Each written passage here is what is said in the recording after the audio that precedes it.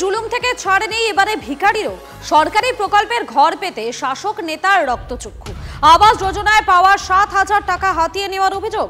ঘটনা ঘিরে রীতিমতো শোরগোল নদিয়ার কালীগঞ্জের পলাশীর 1 নম্বর পঞ্চায়েত এলাকায়। পুরুলিয়ার বাসিন্দা চন্দনা সর্দার ভিক্ষাবৃত্তি করেন। তার অভিযোগ, বাংলা আবাস যোজনায় কিস্তির টাকা তার অ্যাকাউন্টে ঢোকার পর পঞ্চায়েত প্রধানের স্বামী সমর দাস জোর করে 7,000 টাকা নিয়ে নেন। আরো 20,000 টাকা দাবি করে হুমকির অভিযোগ। বিডিওর কাছে লিখিত অভিযোগ জানান ভিক্ষুক ওই মহিলা। তদন্ত শুরু করেছে ব্লক প্রশাসন। অভিযোগ অস্বীকার পঞ্চায়েত প্রধানের স্বামীর। টাকা চাইছিলাম। কিসের টাকা? ঘরের টাকা। কত টাকা? আমার কাছে 60,000 দিয়েছে, আবার বলছে 20,000 দিতে হবে। আপনি কি দিয়েছেন? না। কত টাকা ঢুকেছে আপনার অ্যাকাউন্টে? কি জানি কত? 60,000। আপনার অ্যাকাউন্টে 60,000 ঢুকেছে? অভিযোগটা আমার নামে এসছে, এটা আমি এখনই শুনতে পারলাম। ব্লকে নাকি একটা কমপ্লেন জমা পড়েছে।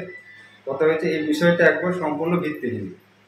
ঠিক আছে, ওরা একবারে গরিব মানুষ, চন্দনা সর্দার নামে যে ব্যক্তিরা, যে একবার গরিব মানুষ, ওরা ভিক্ষা করে খায়। ওদের কাছে টাকা চাওয়া মানে একটা পাপ করার বিষয়।